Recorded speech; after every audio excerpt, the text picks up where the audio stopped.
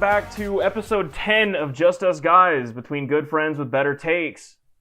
Honestly, real quick, gotta get this out of the way.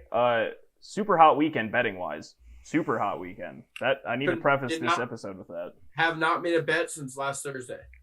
Wild move. Hey man, North Carolina, you're not allowed. Yeah, we were in a state where we could not bet. Oh yeah. Yeah, complete bullshit if you ask me. Yeah. Gotcha. But yeah, real quick, we got to open this up with the more or less breaking news, still developing story, really, of Tiger Woods getting in a car accident this morning in LA County. From all we know right now is he has, I believe, a broken leg with multiple fractures in it, potentially. Both broken legs. Okay. Two fractures. This just came out like 20 minutes ago. Okay. Yeah. He has two fractures, one in each leg, and then he has a shattered ankle. Okay, gotcha. They have all of the officials have said that it's not life-threatening.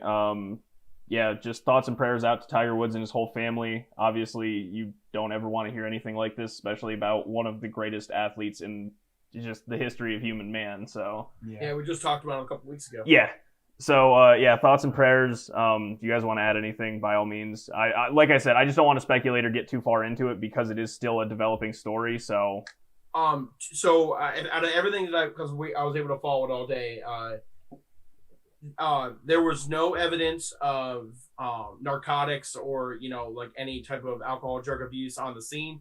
So he also was tested at the hospital, because you always have to be tested. Well, yeah, yep. Car accident, you get it. Yep. Yep, especially at 7:12 in the morning, kind of an odd time. But so he came back clean. So it has nothing to do with like the painkillers he could have been taking, because he just had surgery, blah, blah, blah. So that's all good news. So all the news that's came out is really good news, other than the extent of the injuries, which granted, like everyone's happy he's alive. Yeah. No, absolutely. Hindsight's 2020. Everyone's happy he's alive. But what I took from today, and I know it's extremely early and it's probably not on anyone's mind, but I don't think he's ever going to play golf again. I was going to mention this before we moved on, but I think he's done. I don't think he should. I don't think he should. Like, Evan and I had a discussion about this before coming on the pod. We were talking about how, like his kid is going to be a phenom. Like, we already saw a couple months ago, we talked about it on how, like, we had a whole segment about Charlie. Like, he's going to want to live life with his kid. You know what I mean? No, like, I don't want to compare it to this because it's different, but like, look at Kobe. Kobe, as soon as he retired, became, mega dad, and like, look what he was doing with his kids. Like, I mean, Tiger, I pretty much see going down that same path where he just is that dude now. Like, he's super dad. Right, exactly. Yeah. And it's just that at some point, and let's be honest, like Tiger probably only had, with the injury, we don't even know like how much longer he had now. But correct. Like, we could only speculate he only had like 3 to 4 years of great play left, maybe great, like sporadically good play. I was gonna say he'd have good rounds and weekends and stuff sprinkled in there, but I don't think we're seeing a dominant Tiger Woods ever again. Never. Like, I don't like. It's just like, for me, when I think about it, like Tiger is at a point in his career where the only place he's going to succeed is like based on the venue. So like, of course that fits him. You know what I mean? Yeah. I was thinking about it a little bit more. Tiger, even if he's healthy, it's going to be extremely hard for him to win any of the 3 majors that aren't named the Masters. Just because, he's getting older and he has injuries and stuff. But, I could see him in a couple years maybe trying to come back and play in the Masters if he's not. Again, it's too early to tell like what the extent of his injuries. Hopefully he can like walk again. I mean that's like obviously number one, but like rehabbing and stuff. I think he might. I would say there's a decent chance he maybe one of the old guys that still gets invited to the Masters every year and tries to win it. I mean. That's not the same. That's not the same thing. I mean, he's going to be there every year because he has he has an invitation every year, no matter what. Right. So, he will play in the Masters every year until he can't. Yeah. Just because that's what you do when you win Masters. Commit to like he'll never commit to a full schedule again like he did when he was dominant, and I think we all know that. But even last year, yeah, like he only played in like 12 or 13 events. He won't play in 12 or 13 events anymore. I don't think so either. He'll probably play in. Like he was going to play in the Genesis, I think, if he wasn't hurt, because he hosts the tournament Yep. He'll do the Hero World Challenge. He'll do the Masters. He'll do every major that he qualifies for. Right. And that in itself is 6 events there. So he's not going to make the playoffs unless he lights up everything. So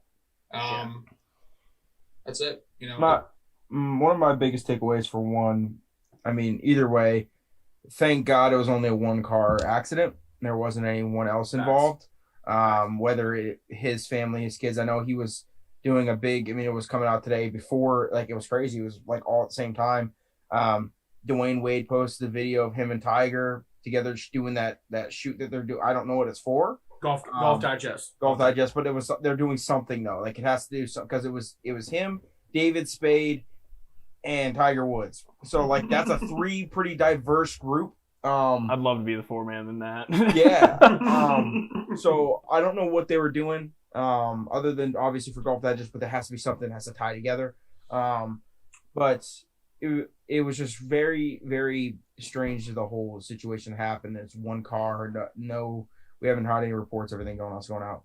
But I did mention this to Kate earlier today. We kind of talked about it in our group message and stuff. Is that there's not very many athletes mainly. We'll go with athletes that are in the spotlight for negative things like him. And I'm not saying obviously this is not negative. I mean, it was a car accident. It can happen to anyone. But the amount of strange things that has happened to him over the years, obviously some have been self-inflicted, but over the years, we haven't seen someone who has been that dominant. Jordan had some stuff that he's went through, obviously. Well, it's life. Everyone's going to have something. Everyone's going to have something. But, like, it's literally, like, every couple years he's got something going on. I mean, like I said, literally just a few years down the road, Evan and I, living in our apartment, literally 2 miles down the road, he got pulled over from the DUI. When we were living in West Palm Beach. Like 15, it's like 30 minutes away. Yeah, he was high off bills and drinking and stuff coming from a strip club. I mean, it literally, here's stuff like that's happened to him. It seems like every couple years something negatively or something weird has happened in his life that is headline news that just shocks the world for a second. It gets to the point where are we going to be shocked anymore? I mean, this is different because it is an accident and it can happen to anyone, especially now knowing that there's no foul play involved as of right now. But that goes to your point though. Is right when it happened, everyone in their minds was like, "Oh shit!" Like he was on the Killers again. Yeah. I said. Well, and it's just because it was at 7 a.m. Yeah. Right. Yeah. Right. And the only car involved.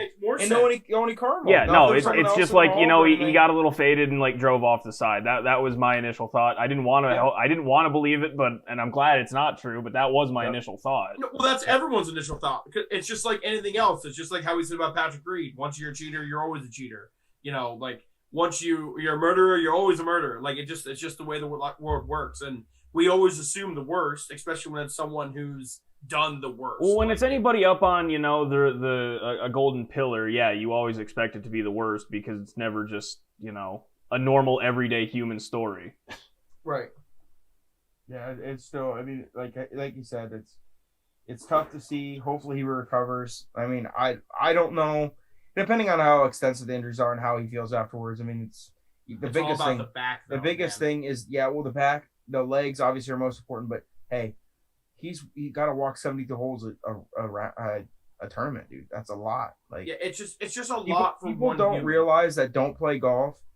Realize how hard and physically exerting it is. They just think, oh, it's golf. You're just out there swinging a club. There's nothing. Everyone exerts to think, oh, you got a golf cart. I'm like, well, these guys don't, and these guys are hiking. People don't realize, like Augusta National, say at the Masters coming up here, where we're going to be touching base on in the next couple weeks.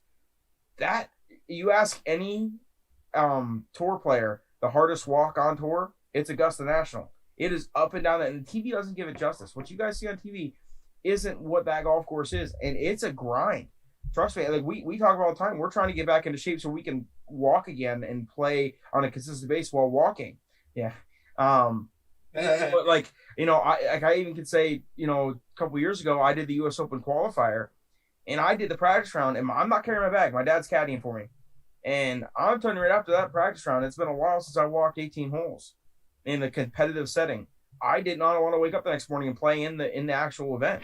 And it affected me. I played bad, did not play well. I was sore, and I just did a practice round. So people don't really realize that. Hopefully his legs, that's the biggest things for me is, you're doing the most important thing, obviously, when it comes to golf is your lower body and everything that you have going on there. Yeah. I mean, and he's had surgery on his legs before too. So we'll see. Only time will tell. Hopefully recovery does well, and he's actually lucky that it was bone. That it was like he broke bones and fractured bones.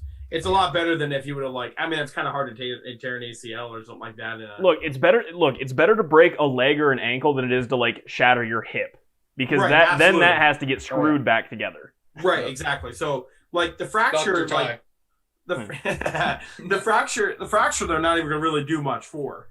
The shattered ankle is obviously going to be an absolute gruesome surgery and recovery from that. But yeah, it's a shame, especially when the guy was just rose to prominence again. He was just obviously he's been the face of golf even when he didn't play.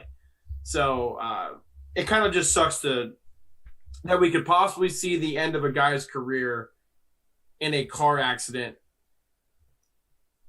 Nothing related, nothing related to sport, nothing not that he can't do it anymore. It's that he physically is unable to perform. That's all.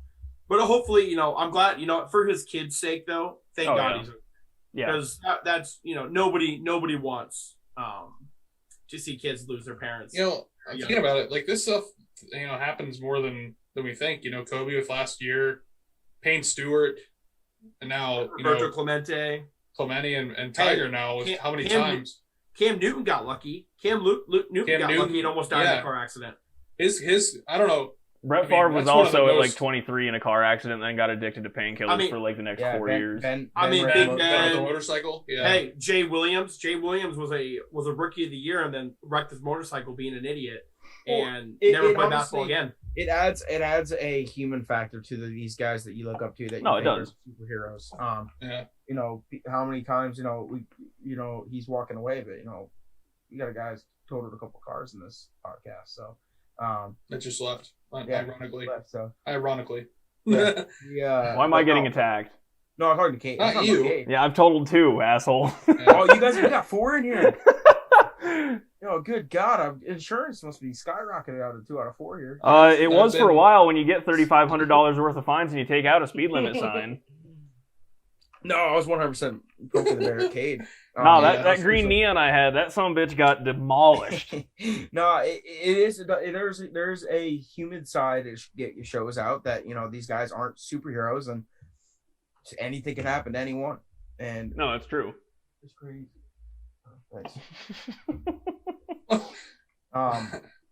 But yeah, podcastception. Caden Cal's box. Yeah, but it is sponsor what it us. is. Hopefully, like I said, he gets back on his feet and can walk right again. You never know. Look what happened with Alex Smith. True. Anything can happen. Dude. He did almost die from his leg injury. So yeah. My thing is, so my ultimate takeaway is, do I think I'm ever going to see Tiger compete for another win on tour? No, he's done with that. I think we'll see him play again though in charity stuff. Or stupid shit like that, and I say stupid because my vocabulary sucks. But he didn't play in these tournament. He didn't play in these events because he was hurt, but he was also playing with Dwayne Wade, and I think actually today where he was going. This is what Fox News reported. Couple different rumors that he was going for a golf shoot, and then I saw a rumor that he was going to play with Drew Brees and Justin Herbert. Yeah. So he was going he had something scheduled. He wasn't out at a bar like last time where he took a bunch of painkillers and all that stuff. But I think he was actually, going somewhere. He was up and at it. He was coherent. I'm interested to hear what the hell happened, Well, that's my thing is, because the LA Sheriff's Department did say that there were no signs of attempted stopping the car. When he veered off, it was just hammered down still. So I'm genuinely curious as to how it happened. Yeah, what like it was because I mean, even if you're texting, like even if he's texting or something, you still try and brake once you feel a curb go under your car. Typically, he had to have dropped his phone, reached down for it, and lost it. It's just the LA County Sheriff's Department has said that there was no signs of him slowing down or trying to stop the vehicle. So I think he swerved to miss an animal and lost control of his car. Which is possible. Yeah, very possible. And started rolling. So, but again, Evan, to your point, as Cal said, like events are a lot harder than people give them credit. Now, going out and playing 18 holes with David Spade and Dwayne Wade. I mean, that'd be so much fun. He could do that every week. Yeah, way easier. That's why I'm saying I think we're never going to see Tiger compete on tour again ever. But I think charity stuff or like the event with Tom and Peyton, those type of things can happen still. I think can he's see still going to do stuff for his sponsors, no matter what. Correct. He's going to do sponsors. Like I think that type of level tournaments a year. Yeah, like we're going to see that level of Tiger. But yeah, I think competitive Tiger is gone. Right. Even if he is competitive, will he be the same? We don't know. And we've said this like 5 times, which is so gross. But it's wild because he always does.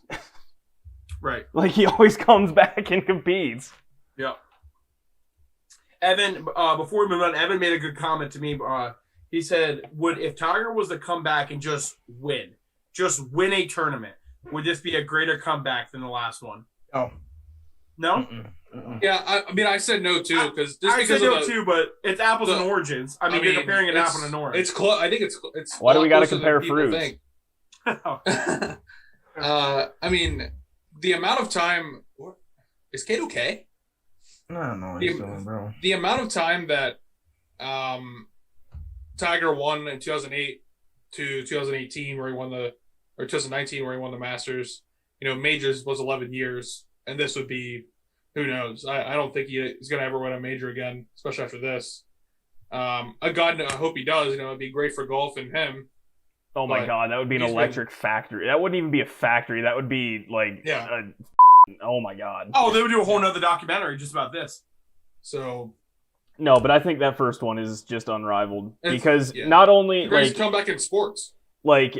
It mentally addiction side of things, like the whole thing was just absolutely bananas. Divorced his wife, or she divorced. Literally him. Forgot how to swing a golf club.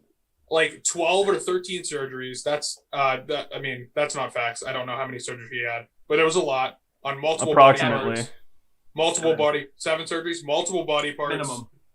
Yeah, and a painkiller addiction. I mean. That's like a whole life for someone, and he did that in almost 8 years. Yeah, so, I mean, painkiller, any addiction, like depending on what it is, can truly cripple somebody. Just not even just mentally, but like physically, emotionally, everything. Let alone coming back and winning a tournament at the highest level in your respective sport. Like that's addiction to winning, the most prestigious. Yeah. But yeah, thoughts and prayers to Tiger Woods' family, as we've said. We just hope everything works out and there's no foul play that does end up coming out with this. Yep. So, yeah, let's move on to something that's near and dear to Cade's heart. Carson Wentz has been traded literally the day after we put out the podcast, so this is the second time this has happened. Well, you putting up the horseshoe or what? I've been weighing my options. You know what I mean? We're weighing my options. I'm a free agent fan.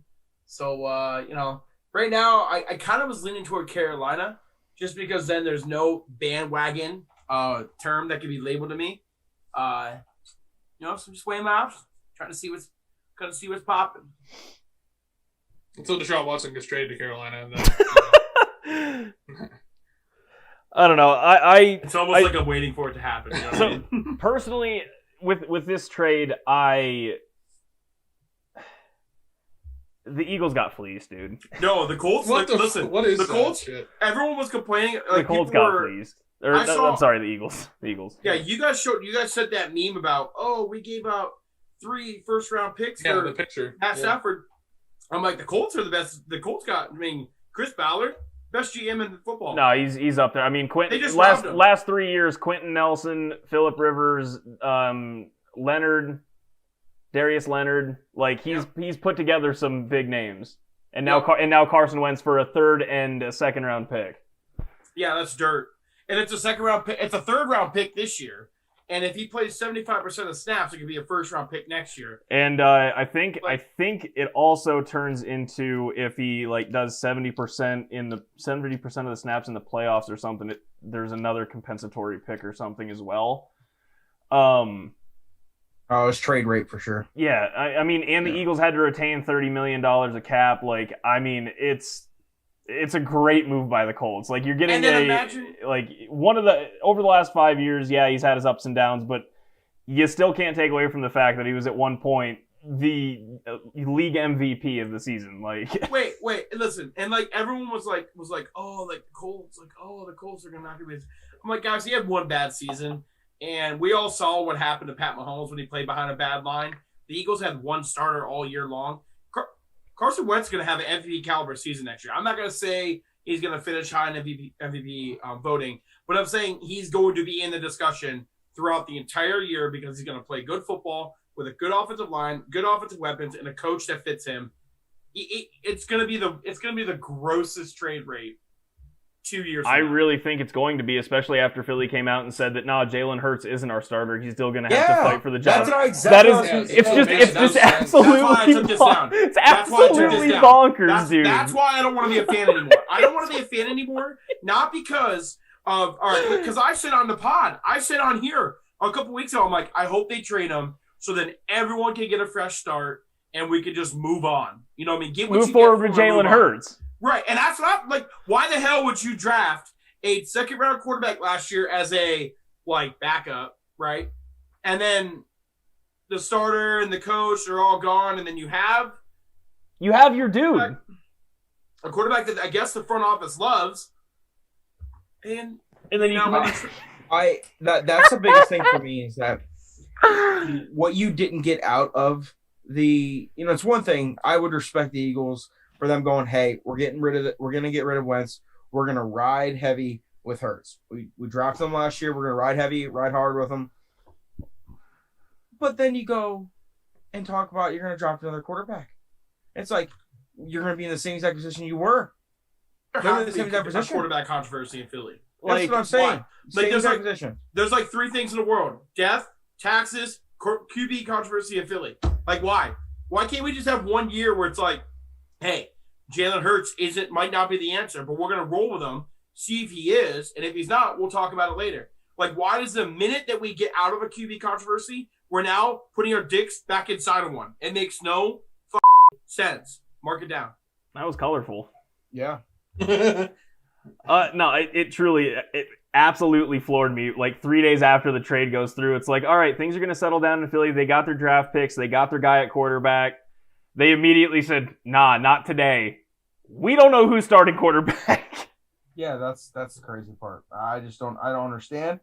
I am not, and none of us are not GMs by any means, but it just makes you think of who the hell? What the hell is Howie? Is Howie, right? Howie Roseman. Yeah, Howie Roseman. Yeah, what the hell is Howie doing? Kate, what pick do you guys have? What pick do the Eagles? They have 6. So they could get Mac Jones or Justin Fields. Yeah. In reality. Dumb. Please draft Micah Parsons or you can get Zach. You can get Zach. Or Chase, Zach Wilson. I don't want any of them. I want either Jamar Chase, Devontae Smith, or Micah Parsons. Those are the only options I want. That's it. Anybody else outside of that, I don't want it. Oh, yeah, just a quick hit because you just mentioned Devontae Smith. I don't know if any of you guys saw what he came out and said today, but he said he was asked in an interview of the 2 quarterbacks that you played with, who was your favorite. He said he liked Mac Jones way more than Tua. He'd take Mac every day over Tua. He said Mac was better. Yeah. Yeah, I mean. Also, wait, no, Jalen. Dude, Jalen and Devontae Smith were at school together. Yeah, they played together. Why not draft Devontae Smith? That doesn't make sense. Just do it. Hey, everyone for the pod that listens, Ty and I have a personal bet on which wide receiver will be drafted first. Devontae Smith first the field. and I have the field, and he has the Devontae Smith. I believe in the Heisman.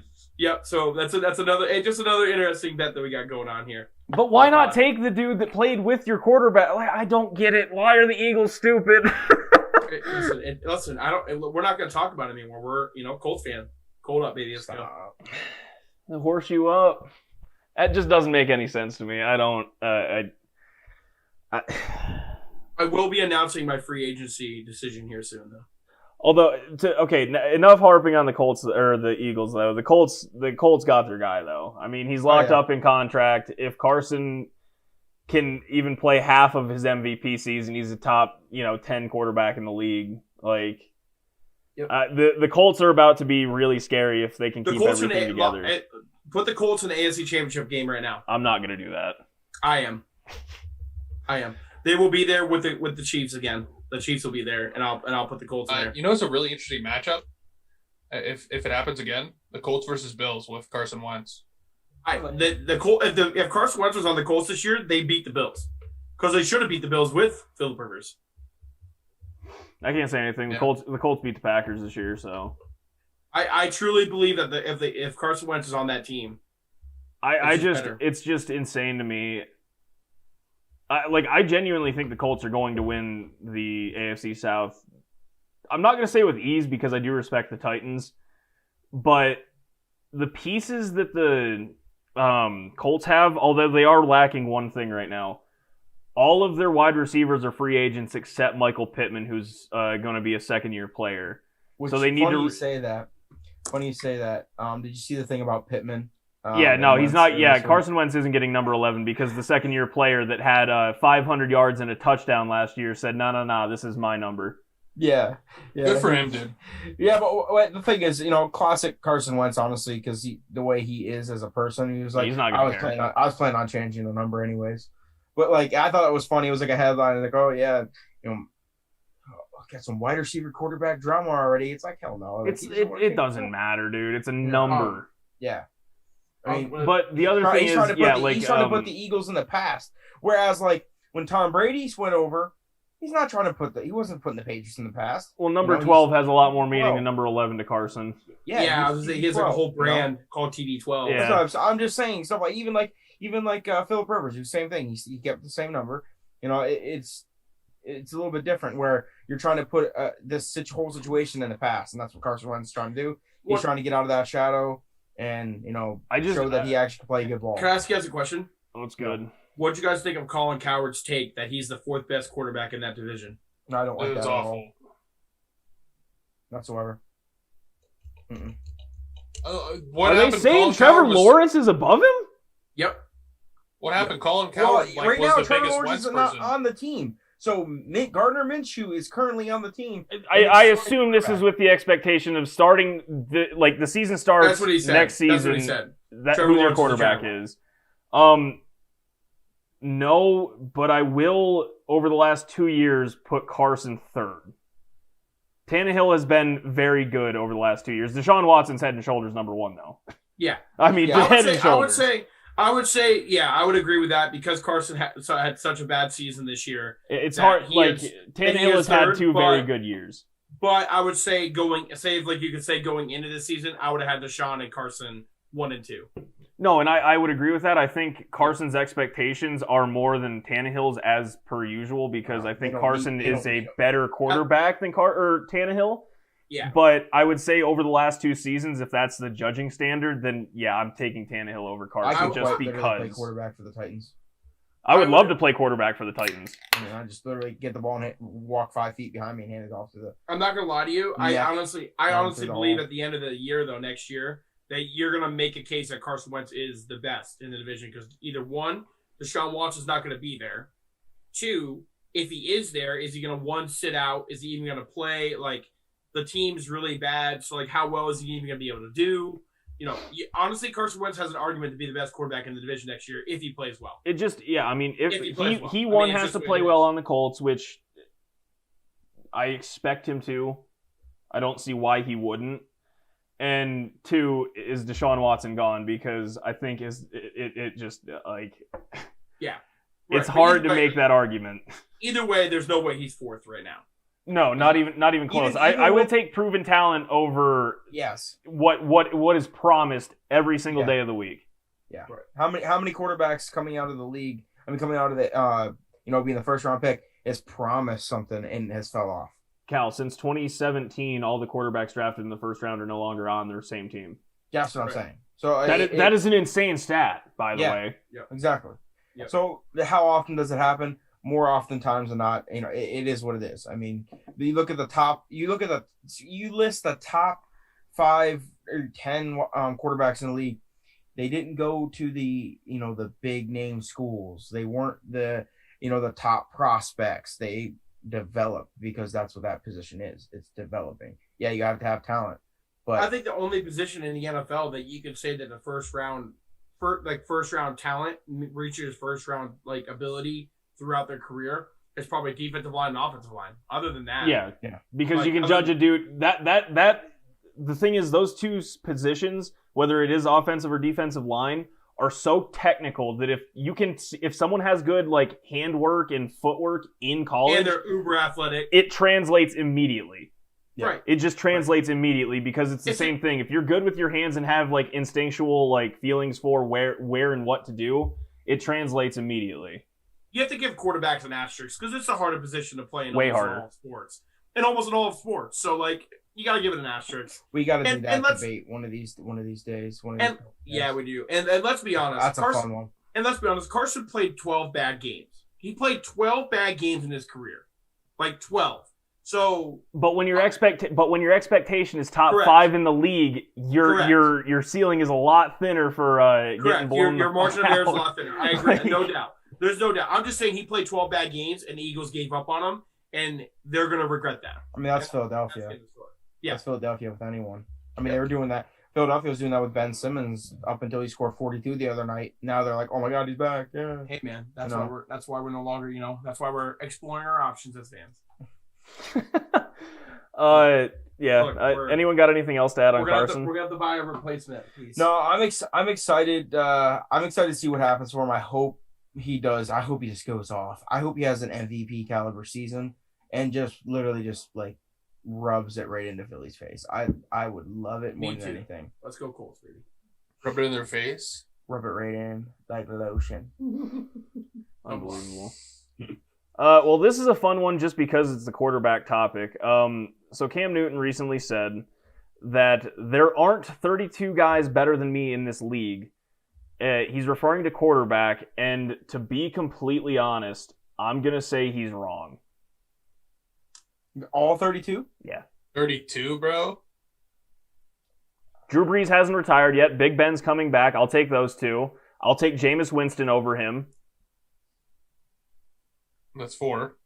Yeah, I'm going people that are All right, so retiring and let's everything. do this the right way. I mean, I can go down a list and tell you who I think's better. Right. Just name teams, and we'll talk about quarterbacks, and we'll say who's better or not. Okay, I'll start with things off the top of my head. Green Bay Packers. No. Okay. San Francisco 49ers. No. That one is. See, I'm taking Jimmy G.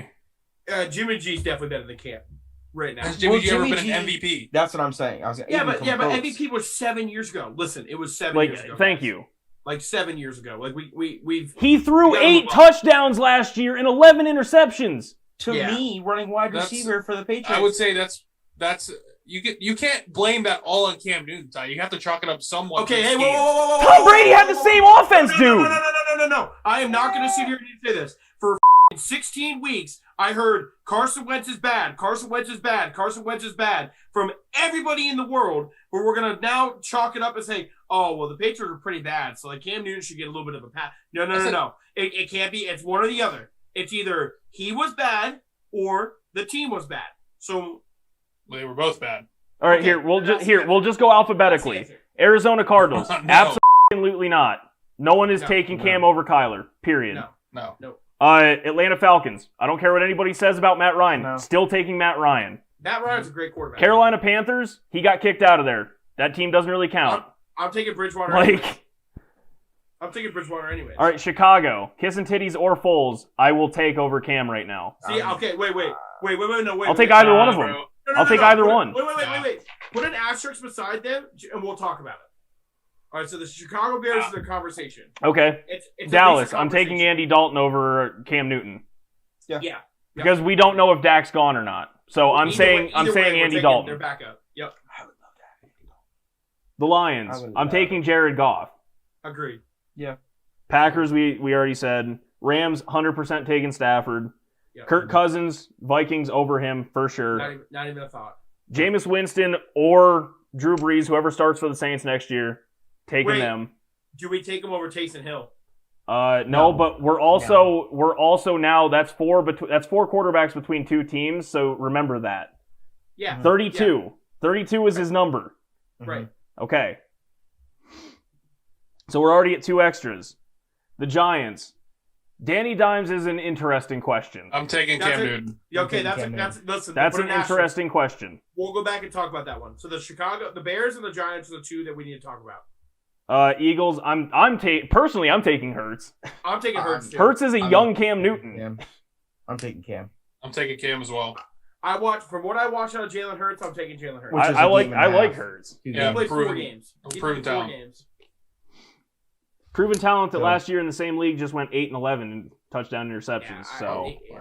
He's not. It's the same thing. We just made the same point about Carson Wentz. He had a bunch of good years in the past. Yeah, why do we? That was a year and a half ago. This one was 5 years ago, dude. Yeah, Cam Newton hasn't been good in a long time. He missed a season and a half because of a foot injury. Hurts. Yeah, he's been hurt. If Cam Newton is so good, why did he throw 8 touchdowns to 11 interceptions? I have no answer for you there, Ty. I'm saying, in the same system Tom Brady ran last year. Tom Brady did not run that same system. A little bit different. There's no way. People sit now. They adjusted it to Cam because he couldn't do what Tom did. They tried making it easier on him and he couldn't do it. They tried to play to. I would say that they tried to play towards Cam Newton's strengths. Being able to run the ball. They changed something they did for the last 20 years and it did not work. Because they had to, because the new quarterback can't do what was done. Well, it's because you're talking about the greatest of all time. No, I'm not. You were though. Tampa Bay, I'm taking Tom over Cam. Yeah. We'll keep going forward. Seattle, I didn't even need to say them really. Yeah. The football team, I'll take Heineken. We don't know who. No. Okay, then there's an asterisk. They get 0 points. Asterisk, we'll put the Eagles in there too, just so we got 4 teams. I'm taking Hurts 100 times. I understand, but they want to, Lamar Jackson on the Ravens is taking Lamar. Okay. Josh Allen, the Bills. Yep. I'm taking 100% Joe Burrow over Cam Newton right now. Mm-hmm. I'm taking Baker Mayfield over Cam Newton right now. Yep. I would also. Drew Lock, I would throw an asterisk next to, but I don't know if he's going to be starting there. I still like Drew. I will still take Drew Lock over Cam, but that one. He would have a starting spot in Denver. That one is getting closer. He'd have a starting spot in Denver. I don't think so. They like Drew a lot. There's a reason he's still here. The Texans, if Deshaun Watson is there, yeah. No. Colts and Wentz, yep. Jaguars, we assume Trevor Lawrence. Still going to take Trevor Lawrence. Yeah, I'm taking Trevor Right now, Lawrence. I'm not taking Gardner Minshew though. No, right now, no, I'm not taking Gardner Minshew. I like Minshew Mania. So that's 31. So, I mean, the whole argument's done. No, because we said multiple backups. Because there's other. I'm still taking Jameis Winston and Nick Foles over Cam Newton. Yeah, we said multiple backups. Okay. Okay. I didn't. The number was 32, not teams. Not teams. I thought he was referring to like starting quarterbacks. Also said I'm referring. No, he said he is better than 32 guys. We're exactly even right now. Exactly even. Okay. Money. Kansas City. Anyone want to? Yeah. I'm taking Cam. Okay. Kidding. The Raiders. I will take him over, or I will take Mariota and Derek Carr over Cam Newton. I would too. I agree with that. So we're not even anymore. One. That's if you're not you are counting Hurts. I am not. So okay. Well, I'm counting Hurts. Chargers. I'm taking Herbert. Mm-hmm. Yeah, for sure. Dolphins. Fitzmagic is gone. They have Tua. I'm still taking Tua, even though he had a. See, like a couple of these arguments are like, all right, like we said Joe Burrow, but Joe Burrow only played like 6 games, like 6-7 games. But like when we saying Joe Burrow, it's because we think that Joe Burrow going forward is going to be better than Cam. Like when we say Trevor Lawrence, like we think Trevor Lawrence is going to be better going forward than Cam. And same thing with Tua. So as of today, would we say Tua going forward is better than Cam? That's really like that's what you're talking about, because that's the reason why I'm saying Jalen I would Hurts. say those are the two most comparable players last year, because Tua honestly didn't do much, but again, neither did Cam. Put an asterisk beside that one though, because I honestly he could win that QB competition. No, that one, yeah, absolutely. I can. The Dolphins are the first legitimate team I can say straight up like that would be a controversy. Right. Other than like Washington, he's coming from the Patriots. Washington wouldn't be a controversy. Washington, he would walk in and win the starting job. Well, I mean, they have Heineken on the roster. They lost Alex Smith and Haskins. No, I'm thinking of the other dude that they brought. He played in Denver. Played in Denver. Played in Carolina. Played in Minnesota. Kyle Allen. Yeah. Which that was another dude that I thought was going to do well. Same. Jets. I'm taking Darnold. People poo-poo on Darnold, but I love Darnold. I wish he was dude has had the worst up until this year. I'd say maybe Baker, because 3 coaches in 3 years, but Darnold now has the worst situation as a quarterback. Yeah, I wish he was a Pittsburgh Steeler. Steelers. I'm taking Ben. I'll probably take Haskins over him too, honestly. My God. As a Pittsburgh Steeler fan, I don't know about Dewey. Not overall, but I just have a sweet spot for Haskins. And then the Titans, I'm taking Tannehill. Mm-hmm. I say there's 32 guys better than Cam Newton in the league. We didn't say who Patriots though.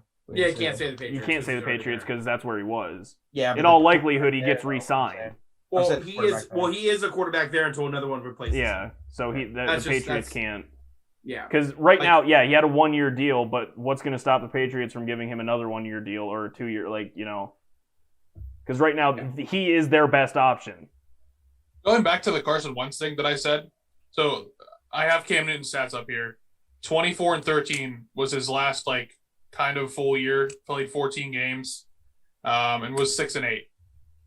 I guess we can base it off that. I mean, his last he's only really had by our standards that we've talked about, the 3-to-1 touchdown to interception ratio we're used to seeing with Rodgers and whoever. I'm not even comparing him to that. I'm comparing him to a league average. He's just short of league average in 2018. And then 2019 washed, hurt, 2020 8-10, and he's had equally as bad. I mean, I would say Cam Newton was probably a worse quarterback than Carson Wentz last year. Maybe not statistically, because Carson Wentz threw more interceptions, but they were both bottom 2, I would say. So, I don't know. That's an interesting debate. So what? We said the Bears. So after backups, if we're riding this whole thing. Well, I'm trying to go back to off the top of my head off the asterisks. Okay, wait, real quick. Just to comment on what Evan said, though. I just want to comment. Carson Wentz had 16 touchdowns, 15 picks. Yes, 15 picks is a lot. But he threw double the touchdowns. And played less games. Cam Newton played every game. He 15, threw double the touchdowns. Yeah, but how many rushing did he have? Okay. Maybe 3. If you want to talk about rushing, because I just looked this up, because you guys were commenting about Jalen Hurts. Jalen Hurts had 6 touchdowns, 4 picks, in 4 games. He played 3.5 games. He came in at halftime against the Packers. So he played 3.5 games, and he had almost already made touchdowns. Cam Newton did his full season. Well, not on this website. Definitely a stat. I'm sorry. There's a number of hairs on a person's face is a stat. Yeah. I don't care. I don't care about him as a running back, because him as a running back. Lamar Jackson didn't win games though. Yeah, but Lamar Jackson still threw for 30 touchdowns. Did he throw for 30? Yeah, the year he won MVP. The unanimous MVP. 36. Yeah, he threw for an ass load. Well, I was talking about this past year. I don't really care about his MVP season. Okay, but you care about Cam Newton's over 7 years ago. 12. He had 12 rushing touchdowns. So really, he was 20 and 10. Yeah. How many fumbles? Well, how many fumbles did he have? You're going to count. See? Yeah, I'm getting there. I'm getting there. By the way, Lamar Jackson threw 26 touchdowns. Fumbles lost. Yeah, of course. Yeah, Lamar Jackson had 26 touchdowns this year, so that's pretty solid. Yeah, on a better team. I mean, does Cam Newton throw 26 and 9 with the Ravens? We don't know. I don't think he does. Or 29 and 9 or whatever it was. So, okay. 5 fumbles. Okay. So we'll look at it this way. So he had, you know what, I'll give him the rushing just for argument's sake. So Cam Newton had 20 total touchdowns, 11 interceptions, 5 lost fumbles, and so what? 20 touchdowns, 16 turnovers. It's still not a good year by any quarterback standard. No, it's horrible. Yeah. No, it's not a good year. Like, but I'm not trying to say that. What I'm saying is you got to give the guy slack that they they did an experiment. It was a freaking experiment with that system that they have never done before. They had completely changed the playbook up because you go from the most immobile quarterback of all time, arguably, other than Peyton Manning, to one of the most mobile quarterbacks we've ever seen in the game. So, like, they literally went to the opposite end of the spectrum. All right, but to that point, though, Cam, in all of his, like, promo stuff and all of the off-season stuff that he was doing, said, I want to come back and prove myself. He was working out to gospel music. Like, he was trying to prove a point, and his point was proven that he went 8-10. To me, like, you talk all this shit, now you're saying you're better than all 32 of these guys. Like, your stats don't back up shit from this season, dude. No, I don't agree with what he said, but I still think Cam Newton's got to have some respect. That's all. I say respect greatness, and at one point, yeah, he was by far the best athlete in the league, but Cam again, Newton's that was 7 years ago. Cam Newton could be a Hall of Famer. Cam Newton right now, regardless of what he says about the 32, he's a bottom-tier quarterback in today's NFL. Yeah, 100%. Without question. Okay. We can all agree on that. We can all agree on that, right? Okay, yes. but this is like the question I'm going to ask you. So, say if you're the Chicago Bears, and say you had a top 10 pick, would you rather draft a quarterback or sign Cam Newton? Depends on how much you're signing him for. You still have Mitch on contract. There's a lot of variables. It depends who's, It's gonna be extremely cheap because like he only signed for 1 year and $1 million with the Patriots. I'd rather draft a quarterback. Actually. Look how he's talking right now. He's gonna want more because he thinks he just earned it. Yeah. Like, look, he's saying that he's better than these dudes. Yeah. Because you're not upgrading from Foles or Trubisky. They're both respectively bottom tier quarterbacks, and to sign another bottom tier quarterback doesn't make you any better, right? Right. At least if you take a risk on a quarterback in a draft, the ceiling is much higher. No, there's like 5 quarterbacks that have potential of being starters, like the Josh Allen, Lamar Jackson, that draft. The only stinker in that entire draft was Josh Rosen. Right. He's the only one not like as a starting quarterback that is just stunning now. And that guy was wrong. And he was the one that was supposed to be the big the dude.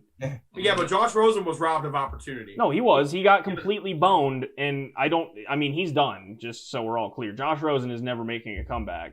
He's bounced around from 3 practice teams. He'll be a journeyman. He was not. I think he's Patriots practice team now. Yeah. I mean, he was on the Dolphins practice team, but they kicked him off. Yeah. 49ers. Okay. Yeah, he's never playing in the league again. No, but the problem with the comparison, the reason why I'm not choosing Cam Newton over some other guys is I'm not choosing Cam Newton over Trevor Lawrence because I think Trevor Lawrence in the next 2 to 3 years has a way higher ceiling than Cam Newton. The Cam Newton currently, right 100%. Now, current Cam Newton. Absolutely. I would say that about everybody other than Drew Lock and the Washington football team. Those are the only 2 teams that I think going forward the next 2 to 3 years that he is going to be better than whatever they have currently. I think Jalen Hurts in 2 to 3 years will be better than Cam Newton will be for the Philadelphia Eagles in 2 to 3 years. Like I said, I think Daniel Jones is a question mark. Like week 1. Don't go Daniel Jones. Oh yeah, Daniel Jones. Daniel Jones is like a true question mark for me, just like Tua is. Yeah. But I think Tua will get better with reps and everything. I just do. Yeah. Right, he was scared to throw the ball deep this year, and he was accurate on short throws and stuff, but that doesn't win you games in football. I'm also a guy. I'm against Jimmy Garoppolo. I do not. I think he's. I'm very much also on that train, but I will take Jimmy G over Cam pretty much on any team. Yeah. I would say the same. I think Jimmy G is a fraud, and that year they went 12-4. Like, he didn't do much. He didn't do a thing. But he rode the defense. But He had the again, best tight it end in still football. worked. I don't know. Stuff. No, it's just I think No right matter now. what his that he statement- said. No matter the what his statement that he statement said is was definitely not blasphemous. correct. No, It's I not. don't think it's accurate. I don't think there It's are one 30. thing. It's And one this isn't thing to counting be- the rookie class coming in. Yeah, Right. It's one thing. It's one thing to be, confident in yourself or anything like that. But when you let hubris take over, it's bad. No, I'm about you talk at shit, but if you're gonna talk at shit, you better be able to back it up with Yeah, results I don't and none of don't what think you've any of us- done. I don't think any of us would be sitting here saying if he threw 20 touchdowns, 10 picks, that like, oh, And then shit. ran for 12 more. Absolutely Yeah, not. well, Well, I think- he'd be a top tier quarterback then. Yeah, everyone would be like, all right, Cam. They just would have made the playoffs. It'd be like, Cam, you deserve better. Yeah, Yeah, I would say maybe. He's also the thing too that it doesn't come at a worse time. What is that, Kate? Doesn't That's come my at a thing, worse my- time for my him side. to make a statement like that when Mumble. we're at a time in the in the NFL where the quarterback, there's so many good quarterbacks. Best position in football. It's so crazy It's how so deep. good the quarterbacks are. It's one of those things where right now in the NFL, it's not, oh, they're a quarterback away. They're a quarterback away. There's only a couple teams that you can actually kind of say that. Because then you got to look at Dak Prescott's going to be a free agent. Oh, Dak can literally go Everyone anywhere. keeps forgetting about him. Like, Yeah. he's there. Like, what's going to happen with him? Like, what is it? Just got an update from ESPN. Yeah, You guys see that? Yeah. Compound leg fracture. Yeah, same thing stuff. Hey, we reported it before them. Just want to get that out there. So nice. But I mean, like right now, again, we're talking like we're not even talking about the rookie class coming in. We're not talking about Mac Jones. We're not talking about Trask. We're not talking about Lawrence. We're not talking about Fields. We're not talking about Miller or whatever Zach's last name is. Zach Wilson. Yep. We're not talking about those The six real Wilson. those six dudes that are coming in that have the Sure. potential of being something. And they're going to cost a quarter or less of what Cam's going to be asking for. Yeah. So I'm really shot if he's actually looking for a big contract, he really shot himself in the foot with this year, man. Like I have to assume he is took a because he $1 took million that salary. minimum. He took the minimum to prove himself, and this is what and he did to prove himself. And he didn't. Yeah. Like he even came out and said, like, nah, like Cam, why did you take so much, like, no money and all this? And he goes, I want to prove myself. And then there's no Bill way he gets more Belichick than- came out and said, like, hey, Bill, why are you guys losing so many games? He was like, what do you want us to do? Like, we signed Cam Newton to the vet minimum. It's like we're hard pressed for cap. I don't know what you want from us. Yeah. Like, But that's I don't know what their cap situation is now, but they'll probably blow up in the next couple of years. I mean, if they haven't already. they just have Completely existing contracts revealed. is the problem. Yeah. Belichick will be gone, retired. New Patriots.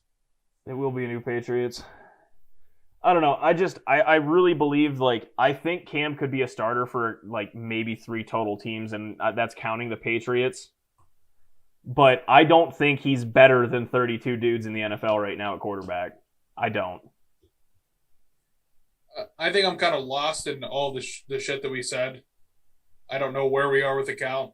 But I mean, I wasn't officially I think counting. it's really close for me too. Like I want to give Cam Newton some respect. He's high 20s, low 30s. I mean, Yeah, I think he's a bottom tier quarterback, but not to be better than 32. And we're taking some backups over him. I don't know. I mean, what did Nick Foles like? He won a Super Bowl. I understand he won a Super Bowl. We're not talking about that. Cam Newton won unanimous MVP, didn't he? So, No, I mean, just MVP. just MVP. Okay. But still, I mean, what did he do this season? Didn't he win one game? So it's hard to take Nick Foles over him. I mean, we can't sit here and say we're taking Heineke because he had 4 good quarters. No, I said the Redskins were, like, just an asterisk for me because they don't. Realistically, have I'm taking Jameis Winston for sure, but we only seen Jameis throw 30 and 30 for the first time ever, and that's not something to be proud of. First season of Bruce Arians' offense. I mean, that's how it works. Yeah. That is. Do I agree that it's a good stat line? No, not at all. It's horrible. It's the worst we've ever seen from a quarterback. But I still think Jameis can sling the ball, and plus, we never got to see him. Dude got LASIK surgery. The man can see now. I know. Give the man a chance. Like, we haven't seen him throw the ball when he can see. In the playoffs, he threw that 54-yard bomb like it was nothing. I'm telling you, Jameis can still spin it, man. Oh, I'm sure. Plus, I'm sure he's real happy down in the Bay right now. Talking about the Gulf of Mexico, not a bay, I guess.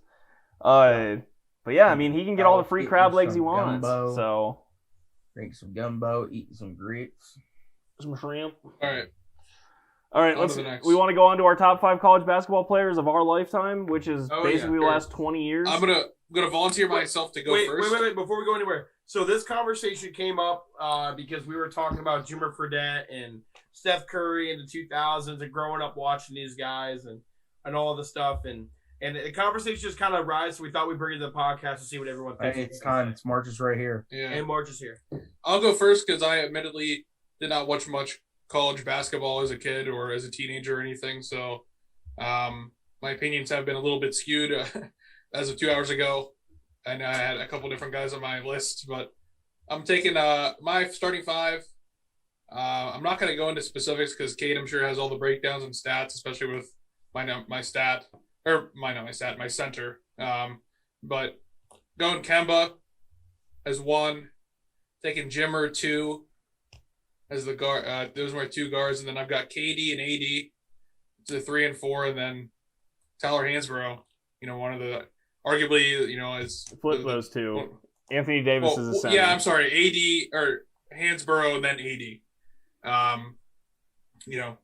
Hansbrough being arguably one of the greatest, college basketball players of all time, playing all 4 years. All the stats that Kay is gonna, say in the next couple of minutes. So that's me, and that's it. Have at it, Kate. I'll give you all the spotlight. My list is somewhat similar to Evan's, and a couple of reasons why. So for me, sort of me growing up watching is probably from 2003, 2004 to current, because I was probably 8 to 10 years old, I think. So I think that's probably a pretty fair assessment. I would say there's a lot of really good players that can make the list. I mean, there's a ton. But for me, I did Kemba, just because they won 7 games in 6 nights. They also went on to win another 6 games straight to win the NCAA tournament all in one season. That's something that's probably never been done before. He's also was an animal. And UConn is a good program, but it definitely wasn't as dominant and as prominent recruits and everything as other teams that play. So I would say Kemba. I hate to say it, but then my number 2 is JJ Redick. The dude was the face of college basketball for 4 years. It's hard. He's the most hated man to ever come from Duke. Maybe Christian Laettner can make that conversation. But if you don't know JJ Redick from Duke, then you don't know college basketball. Number 3 was Melo for me. It was a toss-up between Melo and KD. But the difference for me is that Melo, he won a national title in 1 year. He went to Syracuse, he won a national title, and was a top 5 pick in April. In June. That's a pretty crazy thing. No, Melo didn't mess around. Yeah, he was a stud. I'm pretty sure he averaged 20 and 8. I remember Cal and I looked this up. We were talking about it. I'm a Syracuse fan. Yeah, he's 20 and 8. The dude's an absolute stud. And then at my 4, I have Tyler Hansbrough. He's probably the greatest college basketball player in my lifetime. I would love to hear anyone's opinion against that. I know he did not have a good. I got one. I know he did not have a good NBA career, but that doesn't matter. We're not talking about that. It's it doesn't matter. Reggie Bush is the single greatest college athlete I've ever seen, and he had a dog shit NFL career. He was there for a while, but Name me another college athlete of any sport, that was a 4-time consensus All-American as a freshman through a senior in college basketball. I bet he's a swimmer somewhere. Probably, but in college, it just doesn't happen. He won 2 Player of the Years. He won 2 ACC Players of the Year. He won Freshman ACC Player of the Year, and he was on the ACC team, first team, all 4 years. He's also a national champion. So it's really hard if someone since I was born Since 1995, if someone can find me a better college basketball player than Tyler Hansbrough, I'll love to have that conversation because he's got to be pretty damn good. And then my fifth was Anthony Davis. And I know he only played 1 year, but that 2012 Kentucky team is ridiculous. They were vile. He was the number one pick in the draft. He averaged over 4 blocks a game. He was player of the year, too. Yeah, he was player of the year. And actually, he did not average a lot of points during the regular season. But when he entered the tournament, that dude lit it up. If you look up his tournament statistics, he was way better than he was in the regular season. The dude was he was insane. He was such a good player. There's a couple people you can make arguments for that could play the 5, like Greg Oden. A couple other guys like Okafor, like a couple guys you can make arguments for that could be in that conversation. But that's my. No, it's AD, dude. AD is just a freak. Dude was nutty. The dude could shoot a 3 before like a stretch 5 was even a thing. Yep. Cal, you want to go or you want me to? You can go ahead. Alrighty, so I did a first and second team just because there's a lot of good players that I've seen over the years.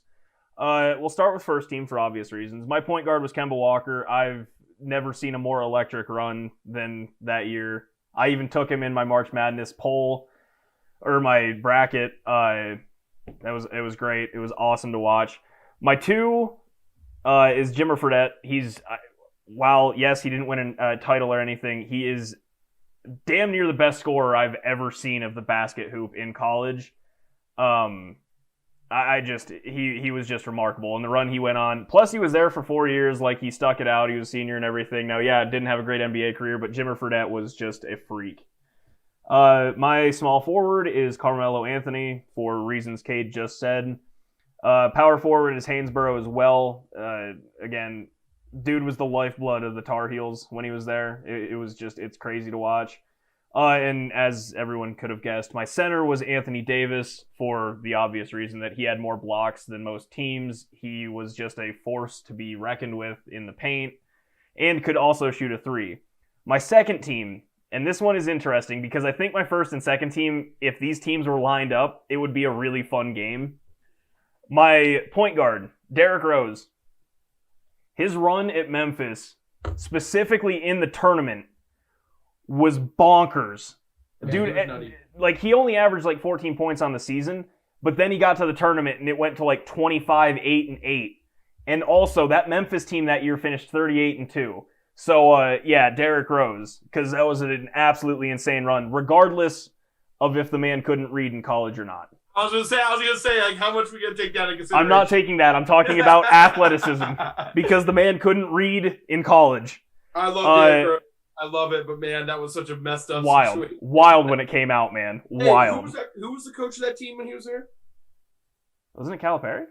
Oh, yeah. Lord Williams. Oh. Nope, it was Calipari. Williams. It was Calipari. I just like to point out that Shade follows Calipari.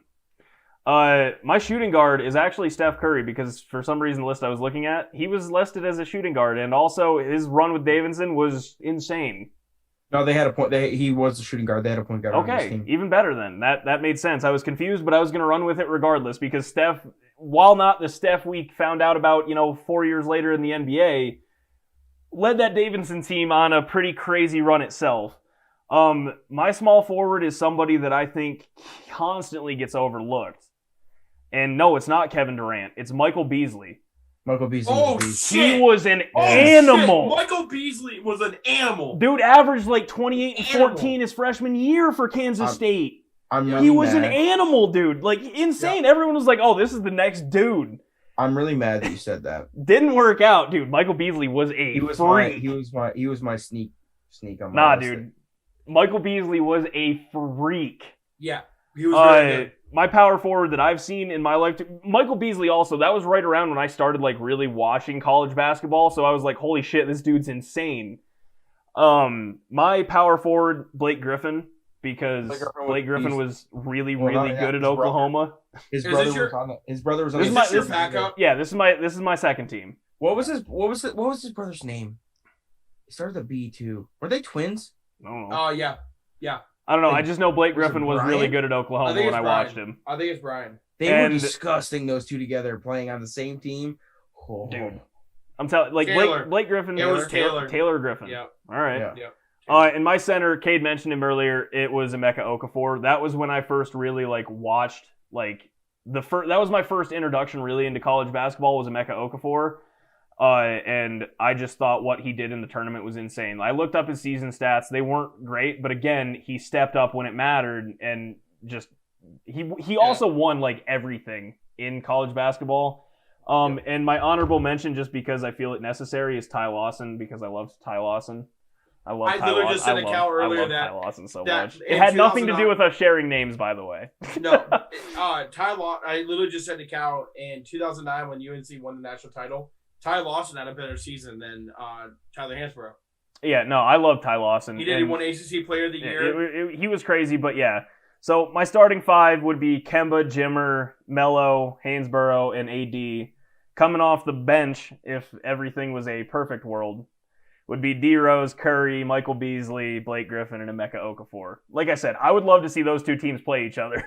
Yeah, Blake. I forgot about Blake too. I had Emeka Okafor in my lineup as well too, Ty. Yeah, so you already said that. I forgot about Hansborough. And I mean, Okafor's line for his stats, 18, 14, and 4 blocks per game.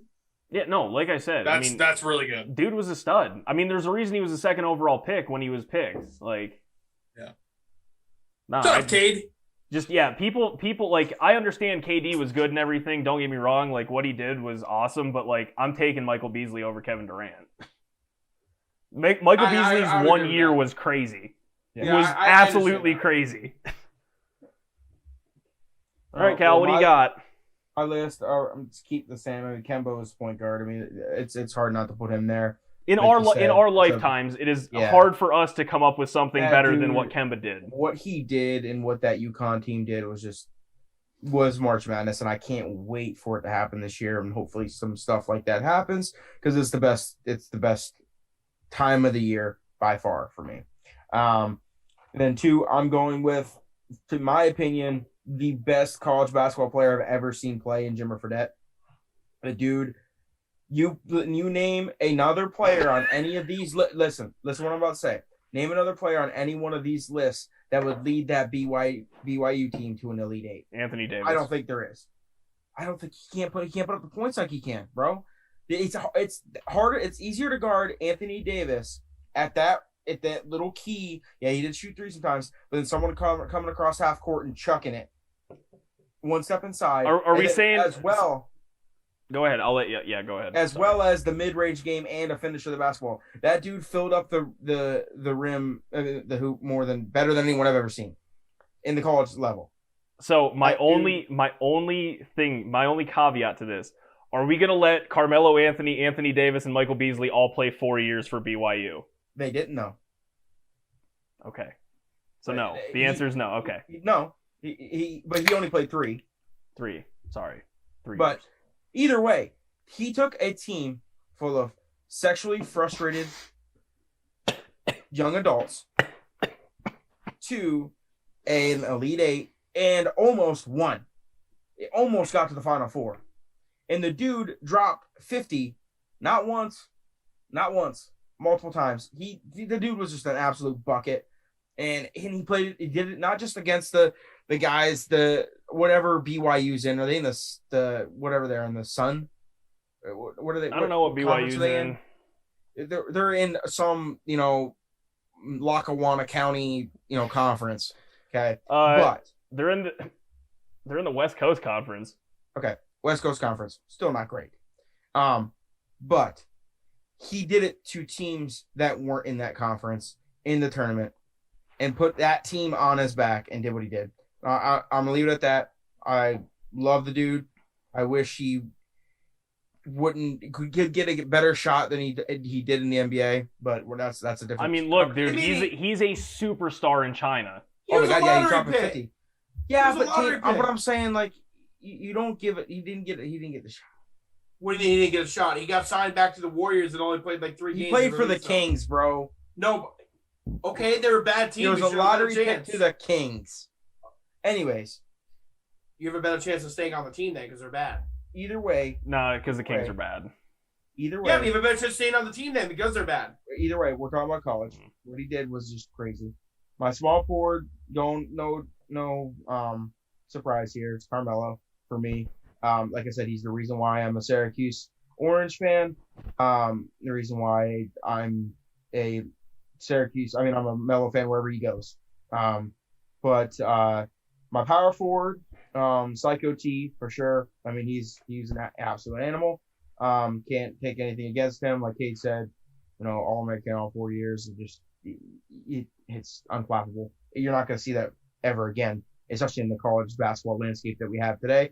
And then my center, which no one of you guys even mentioned, his point stat line is not there, but Joakim Noah, an absolute, Florida, right? Yes, yeah. Absolute menace defensively. Probably, arguably, the best defensive player we've ever seen, both translate from college into the NBA.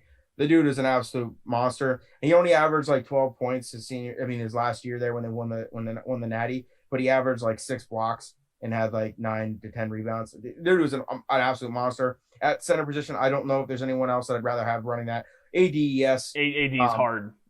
AD's hard, but even though I picked Melo, who's a one and done, I'm a person when it comes to college basketball. I want a guy there for the long haul. And Joakim Noah was there for 3 years, and I can respect that. Natty. I can respect that. And yeah, absolute beast. And he's the type of guy you want on. You don't want to play against him. You want him on your team because you're gonna get elbows. But yeah, Joakim Noah. I know it's not one of you guys mentioned. I could have like a little sneak guy in there, and he was definitely for me was that guy. He was one of the reasons why I really like to watch college basketball. It was fun watching him go through the tournament and everything like that. The dude was an absolute beast, and then get drafted by the Bulls. It was fun to watch there. He's kind of had a backslide in his back half of his career in the NBA, but Joakim Noah was an absolute dog. But yeah, that's my list: Kemba, Jimmer, Melo, Tyler, and Joakim. I mean, I think we all have pretty good lists. I'm glad to see just because it is our lifetimes that Kemba is the unanimous point guard. You cannot name another point guard. The only one that Ty Lawson, Derrick Rose. Ty Lawson, Derrick Rose. Even you gotta think Damian Lillard was a beast at Weber State. He's absolutely. But again, how much did you see of Damian Lillard in college? 100%. Another one too that we didn't was like Kate and I mentioned this earlier was CJ McCollum when he played at Lehigh. McCollum was beat Duke and stuff. Like he was an absolute animal. But very good basketball player. The thing about it though is the same with quarterbacks. When it comes to the NBA, majority of the good point guards in the NBA are coming from those, mid-level schools. Because they have a work ethic. Yeah, well, and they have that's a position you have to develop. You're not naturally physically gifted. You're quick, you can score, but that's the type of position it is. The most physically gifted point guard I think we've probably ever seen come straight from high school to the NBA, with barring college, however you want, is John Wall. Ben Simmons. Ben Simmons is another one. He didn't really develop much. Even though he didn't play much at LSU, but like 4 games. Yeah, he's another one that, physically gifted. Yes. Hey, I'm 6'9" and I can dribble a ball really well. Make me a point guard. Yeah, 100%. And then I would have loved to seen Luka play college basketball. No, it would have been awesome. Oh my goodness, where he would have ended up, and stuff like that. I'm surprised no one mentioned Zion, because when it comes to college basketball's sake, he's pretty dominant in our lifetime. He was. I know you will, but he was really dominant. Again, are we putting him at power forward? Yeah. Is that where he played in college? Probably. Yeah, that's where I'm taking Tyler Hansbrough over him. Yeah, I'm taking the dude that played 4 years. Yeah, that has a track record. It was hard not for me. Out of the shooting guard and the point guard position, it was hard not to try to sneak JJ Redick in there somewhere, because he's another one of those perennial Redick athletes we never, he's probably one of the most famous and most notarized college basketball player ever. And it's just hard not to put him somewhere, but it's hard for me not to Well, and Pittman again, boys with are my mad. list, like, so the Mhm. reason I have like the Jimmers and the Stephs on there, like, they're good stories too. Like Oh, that, yeah. that we paid attention to when we were watching the sports growing up. Yep. Like, you know, it was like, oh, hey, this white dude from BYU is literally lighting up all of the colleges, or Steph Curry from Davidson, 160. like. Yeah. You know, Dude, is Steph carrying this Steph dude Curry that's in the that's tournament. 6'1" and weighs 170 pounds soaking wet is Oh. just taking people to school. What he Like- did, what those two guys did. Yeah, like in the NBA tournament. players were stopping at Davidson to watch him play. Yeah, like Yeah. to me, it's like, yeah, we have like Kemba, who was on UConn, again, not a huge school, but like the run they went on was just historic. Haynesboro, Davis, Anthony, like even Carmelo Anthony. I mean, it's Syracuse. It's just again what they did made It's their the name. only national championship was because of him. Like, but again, like we have people from small and big schools, and I think that's more along the lines of like storylines too that we watched, but also like regardless of what you want to, you know, base this off of, college basketball players are judged off of their March Madness to play. That's Mm-hmm. just that's it. 100%. That's Yep. that. It's just like championship games. Like you're judged off of that, and that's what And March 4 out of- Madness is. 4 out of my 5 have a national championship. Yeah, my criteria was either Player of the Year, National Championship, or like your conference's Player of the Yeah. Year. If you didn't Yeah, meet one of every- those, you weren't in. Every single one of mine were. The only player on my list that was a one and done was Melo. Everybody else was a same. 3 to 4 year player. Didn't you say So Anthony that's- Davis? Oh shit, yeah. He did. Forgot about 80. The But Brown. he won Player of the Year. Yeah. Everybody. So that's like the only argument that I would make about the Jimmer Fredette That thing. team Cal. was so gross. That He was, Cal, hey, like Cal said. he was Player of the Year. Yeah, that team but was so gross. But Tyler Hansbrough was twice. I mean, they're in different positions. That team with Anthony Davis was so gross. No, it was Yeah, disgusting. People forget Yeah. Jamal Murray was their their shooting guard. Yeah. Disgusting. Wasn't Devin Booker on that team too? No, Jamal Murray No. wasn't on that team, Ty. He is too young. He's too young. Jamal Murray played with Malik Monk and all those guys. Was it? I think so. Yeah, I mean, look it up. I might be wrong. I'm just pulling up the years. No, De'Aaron Fox played with Malik Monk. So I mean, Jamal was drafted in 2016. yeah, but he would have been a 4-year player then if he would have played. He was a one and done. Was he? Yes. I honestly don't know because I didn't pay attention to Kentucky. I'm like 100% positive. Yes, 2015, 2016, yeah. He was one and done. Yeah. I don't know who he played with though. Like who was on that team? The Harrison twins. Yeah, the Harrisons were that was Carl Anthony Towns and them. Okay, Yeah, I knew he played that with a was- good center. Yeah. Aaron and Andrew. Andrew, yep, that was Harrison. the platoon system. Yeah. They were nuts. Yeah, they went 36-0 and then lost to Wisconsin. No. Who did they lose? Yeah, they lost to Wisconsin in the Final Four and then Duke beat them. They had Willie Cauley-Stein and who else? There was the other center they had. It was good. Carl Anthony Towns. Carl Anthony Towns, yeah. Cat, yeah. Holly No, Stein like and they Cat. had a absolutely insane run of big men. Yeah. Yeah. Well, yeah, they had DeMarcus Cousins too. I was within- gonna say yeah, Boogie within- Cousins is in No, that list too. Boogie wasn't on that team. No, we're saying No, within the we're last saying- Oh, okay, yeah, We're okay. saying in like a years. 10-year span of what Kentucky had at They center. had Cousins, AD, they had Cauley Stein, they had Carl Anthony Towns. They had guys who kind of busted too. Like don't forget like Terrence Terrence Ross? Shoot. No, not Terrence Ross. Oh my gosh. I'm looking at him. All right, Where but they also Karis LeVert, where did he play at Kate? I was surprised. Michigan. Michigan, that's what it was. I was Yeah. surprised. I didn't know he played for Michigan. Yeah. Nuts. actually somebody that I thought I was gonna sneak into power forward, by the way, was Valentine. Yeah, he was good. He was That's really all. good for Yeah. he was really good That's at all. Michigan State, dude. If you were gonna put him anywhere, you should put him at the 3. But yeah, I get what you're saying. I looked it up and went again. The list I saw, they had him listed at power forward. Yeah, he's a small power forward then. Yeah. Well, regardless, he's not making it over Anthony or Michael Beasley. So No. I mean, there was a bunch of other guys that I. no, thought I mean were I could too. make like five different teams. Yeah, like what about that Russ Smith from Louisville? Like that's you guys remember him? Hey, people Yeah. forget about Dougie McBuckets too. Oh yeah, Doug McDermott was a Yeah. my Stud. God. Yeah. He was Dude, disgusting. stud. Disgusting. Again, he's not gonna ever crack a list like this, but like he was an animal. Honestly, Very good. you should almost consider him though. No, I think you should almost consider him as that. but in off that of the second top seed. of your head, your that brain doesn't Jimmer go Fredette immediately type go player to that Doug brought a McBucket. team. No, you're right. He's not the first guy that's gonna roll off my tongue. But if you were to list players, you're gonna be like, oh shit, like Doug McDermott. Doug McDermott was really good. Yeah. Yes, he was. Speaking of, And he was a Michigan 4-year State, player. They just upset Illinois just now. Who did? Michigan State. Okay. All right.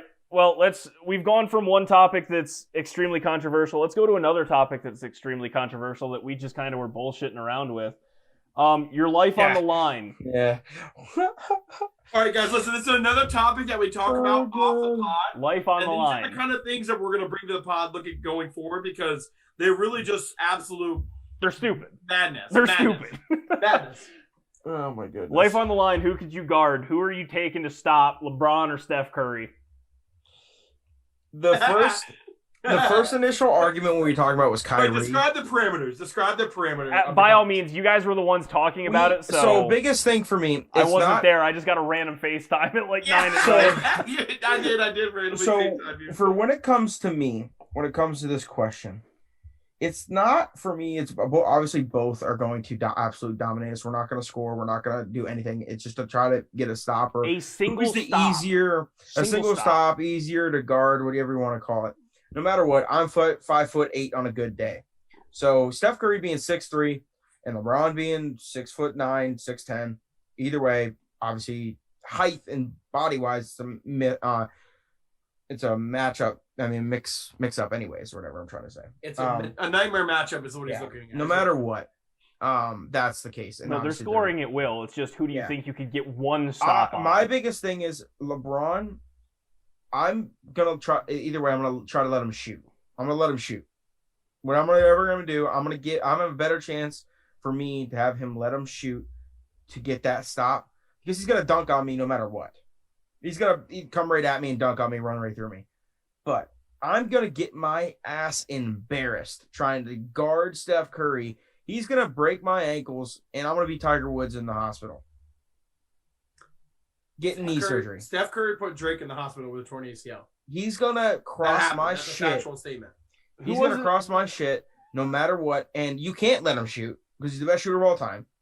Whether you let him take a half court jumper or not, you can't let him shoot, and he's gonna get by you because he's one of the quickest, one of the laterally quickest players in the league. No, So either way, I'd rather try to let LeBron, even though he is the second best player of all time, shoot the ball and get a stop that way than trying to either press Steph Curry or give him space.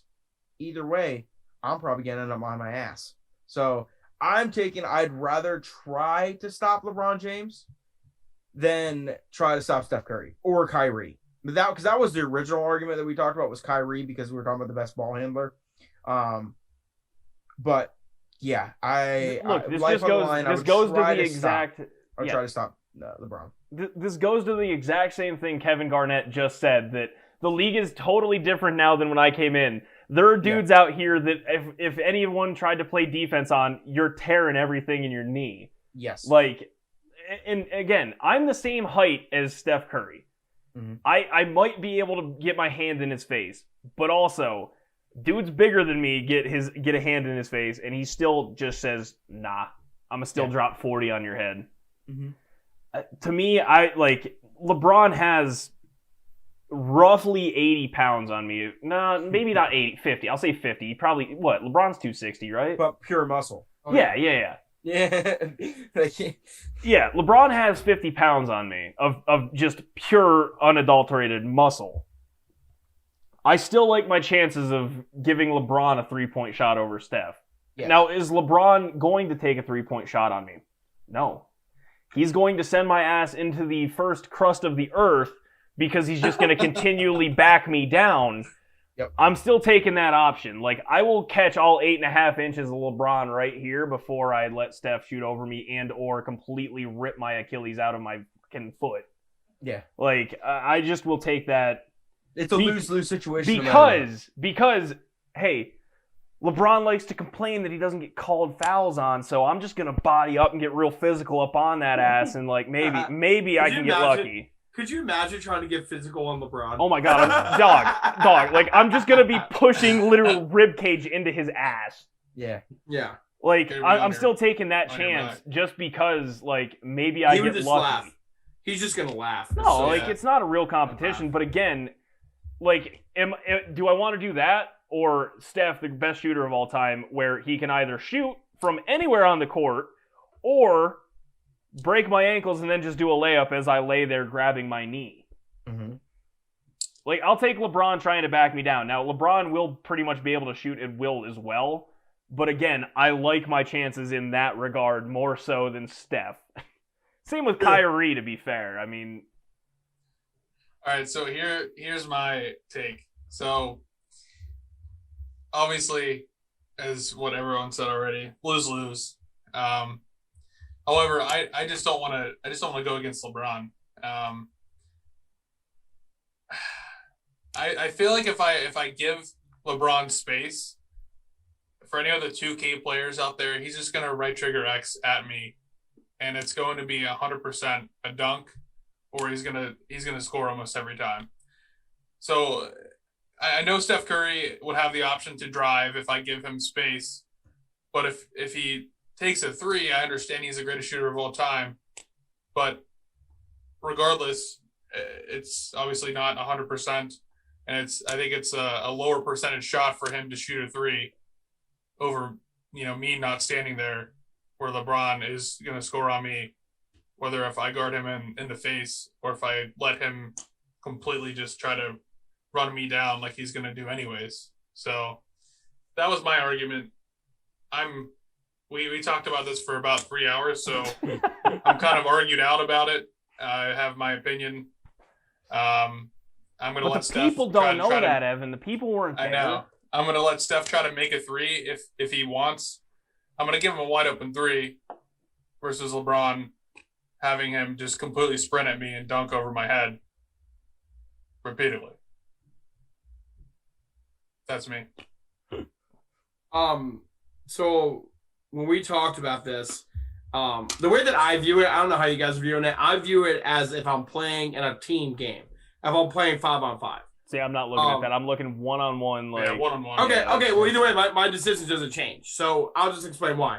Okay. In a 5-on-5, okay, if anybody who's watched the Warriors or Steph Curry play basketball, he will bring the ball up and he'll pass it. He'll then run through 8 screens in a matter of 10 seconds.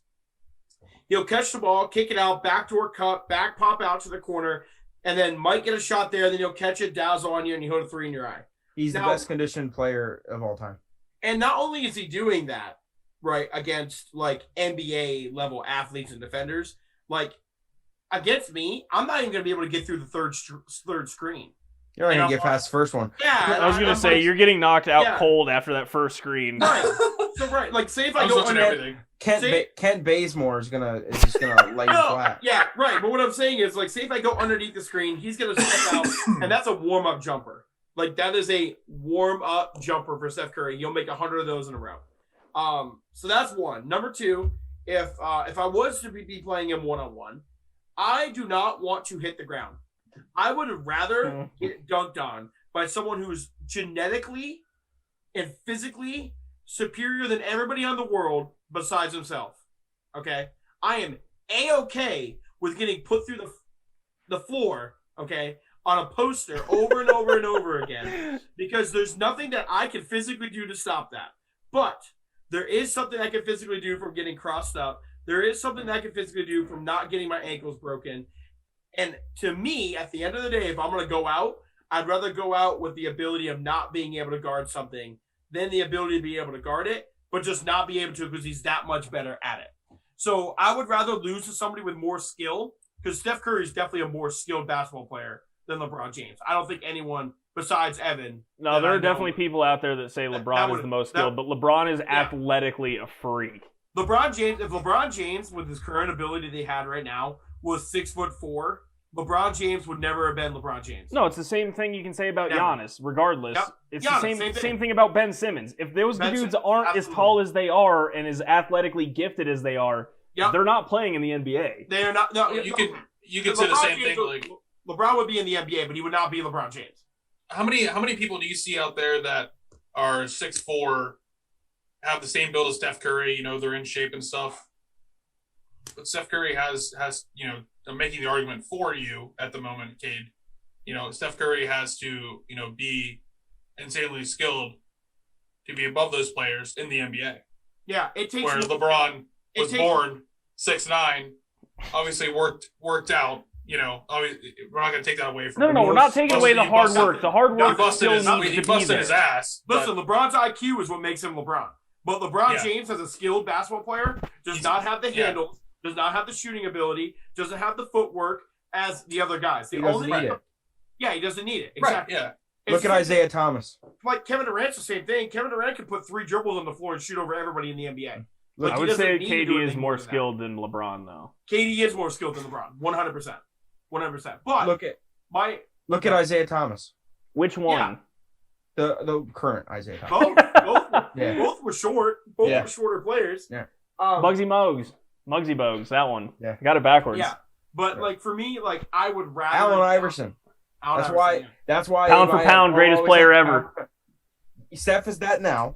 Steph is that now. But he's right there. AI is still only 6'1". Yeah. Well, AI is also the only. Well, AI and IT are the only people under 6'3" to score 50 points. No. That's insane. Yeah. Fuck that. But anyways, I would rather about the whole like Steph Curry thing. I would rather Steph Curry. I would rather LeBron James just run through me. Getting dunked on by LeBron James would be embarrassing. Wouldn't be embarrassing. Getting crossover hitting the floor against Steph Curry. Dude, there's a clip that was 7 years ago where Chris Paul hit the floor and they still play it. Oh, yeah. Every NBA commercial. Oh, yeah. How many times do you see LeBron James poster on Jason Terry since it happened? You see LeBron's passes. That's what you see from LeBron. Yeah, you don't see LeBron's poster on Jason Terry from. No, we all still know R.I.P. Jason Terry. You didn't deserve that. We all know it, but we don't see it. Every single time that the Warriors play the Clippers, that highlight will show. How many times have we seen the James Harden crossing up the what was his name? He played for Syracuse. Are you talking about Flynn? No, not Matt. No. Tony Flynn. Wes. Johnny. Matt Flynn was a quarterback. Yeah. No, it was Wes something. Either way, that played for Syracuse. I can't remember his name. But when Harden crossed him up and then stared at him and then hit the 3. Oh yeah, when he fell and he just looked. He just looked at him, and I know it was Wesley Matthews. As soon as he starts standing back up, James just bang. Yeah. But either way, how many times have you seen that? I will not be that guy. What'd you say? Penguins won in overtime. But no, to me. So, Cade, how I look at it as number 33. I would personally, right now, currently, in this body type that I have in form... Wesley Johnson. Yep, Wesley Johnson. Right now, I would much, much rather take on any 4 or 5 in the league than a 1 or 2. Mm-hmm. Oh, 100%. Well, also, listen, I have one more thing just to No, add. Okay, go ahead. Yeah, okay. Go ahead. Yeah, just one more thing. Yeah, you're going to get dunked on no matter what. Yeah, and another reason why I would take this, LeBron James, outside of the paint, outside of the restricted circle in his career, shoots 36%. Outside of the restricted... 1 of 3, basically. Yeah, 1 of 3, basically. So that means if you were to somehow get him to pick up his dribble, or if you were to somehow, Which, by the way, isn't going to happen. Yeah, isn't going to happen. It's not going to happen. Right. A bug could fly into his eye. You don't know. Listen, Steph Curry shoots 43% from the free-throw line in his career. So that means I will take LeBron James shooting a fadeaway from the free throw line before I take Steph Curry shooting from the 3. Strictly off of probability. Strictly just off probability. But it doesn't matter. I'm gonna get nuts to my forehead. That's gonna be tattooed on my forehead. No, that's at the end of the day, both Steph and LeBron are gonna go for the easier basket, which will in turn both be a layup and or dunk. The layup in Steph's case. Yeah. But at the end of the day, for me personally, I'd rather get sent into the first row of the bleachers than to have to go get corrective surgery on my knee. I know. Be so bad. That's where you're just concussed. and your I'd back. rather take a concussion. I'd than rather not take a walking. concussion than a torn ACL. Listen, Yeah, me too. Steph Curry literally. It's not like there's injury. You're not. Drake Sorry, write that down. literally said, "Hey Steph, let's run some games." And Drake was guarding Steph Curry, and Steph crossed him up so bad he tore his ACL. No matter what, at the end of the day, I don't want that being me. I don't want that being me. I would if you asked me who would you rather guard, Steph Curry or Kyrie Irving, I'd rather guard Steph. I'm guarding Steph. I'm Yes. guarding Steph. So Yes. no matter what, I am not hitting the floor because I can't stay in front of a guy. Okay, I'm not doing it. I refuse to do it. Who are you guarding, Melo or Vince Carter? Vince Carter. No, Melo. Vince Carter. Melo. Vince Carter. Vince Carter. I think No, I'm taking Melo, dude. Yeah, I'm taking Melo. I think I'm taking Melo's Melo. not near the athlete that Vince Carter was, and Vince Carter is going to make you look. Yeah, Is but Melo, you can score from every facet That's of the game. fine. I don't care. He can shoot anywhere. I'd rather get shot over in this game. Not even the real Melo of the NBA anymore. Oh my god. I saw a thing. Anyone that's not a Gen Z, so you're a Gen Z, believes Yeah, that. no, Melo is that a real totally Melo. checks out. It does. I mean, it's recency bias out of Evan. I'm not, but okay. I'm trying to think who else. Who's a fun pretty one close. that's like pretty close. I am very close. I'm on the. Yeah, I'm actually on the thing. Yeah, I was gonna say. By very some close. charts, I am Gen Z. Yeah. I mean, Yeah. Kate is for sure. Kate is Gen Z. Yeah. No, I'm not. But then I see other charts, and I'm millennial. It's odd. It's weird. Like, it's stupid. I see a lot of charts that end at 95. The whole thing 90, is stupid. end at We just 94. call it just everyone after like 89. Just call them internet babies. Sure. We grew up with computers. Ty's the oldest here. You're definitely a millennial. No, by I the am a charts. millennial. I'm the ass end of millennials on damn near every chart. Yeah. Look, if you're the asset, I'm the goddamn caboose. Yeah. Yeah. I don't know. I just think this is fun. We want to get on to betting. Yes. Yeah. All right, let's get to it then, boys. So last week, Ty, Jazz -2.5, and Tony Finau top 5. Gang signs. Those are 2 W's. That's good. That's a good week. It is a good week. The Tony Finau I won $55 off of. Yeah. Cal, also 2-0. You're Sabonis actually had a triple double, not just a double double. snub. All-star snub. No, let's go. Come on. He was a snub, dude. No. Yeah, he might have snub. stopped, bro. He might have. 100%. And Tony Finau finished over Bryson DeChambeau, which Easily. very, that was done after Thursday. handily. That was done after Thursday. Cade went 1-1. Matt Wolf did not finish in the top 10. I think he was 64th when I was looking this up. I told you I was And gonna Golden talk State money line, they ended up winning by like 12. What did Matt Wolf do? Like 64th. He was 6 over. Not bad. Yeah. Not bad. Yeah. Evan, Seen Bryson worse. to miss the cut. Big Definitely time seen W, worse. man. I'm happy for Yeah. you. Rory top 10, not even close. Yeah, must have gone. Not even close. We'll take the dub though. All right, but yeah. So after this week, this previous week, I am sitting at 10-8. Cal and Cade are both 8-10, and Evan is his favorite gas station, 7-Eleven. At Mountain Dew. Balls. Nah, it's not Balls. Sheets. Sheets is the best. Yeah, I was I'm gonna so say. excited for Evan's easy bets this week. Let's hear him, man. Oh, I can't wait. I haven't Oh, even. after last week, Oh, you cannot Can't say wait. that. I'm so I excited. mean, Cade went 1-1. Wait. Can we all have this conversation real quick because we're talking about bets? Sure. I don't know why Evan doesn't understand that in a basketball game, plus 9.5 is easier to win.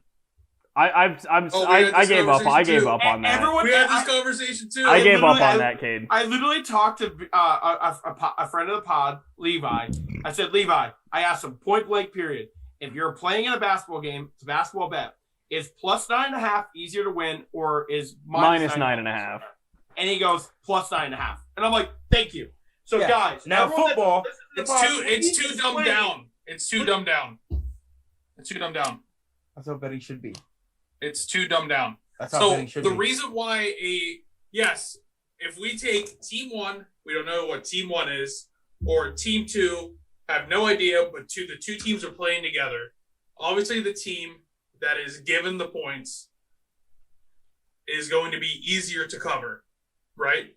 But why are they given those points? They can lose by 12. Why are Or they nine, given nine, those sorry. points? Because there is a significant skill gap between the teams. So Hold on, let me finish.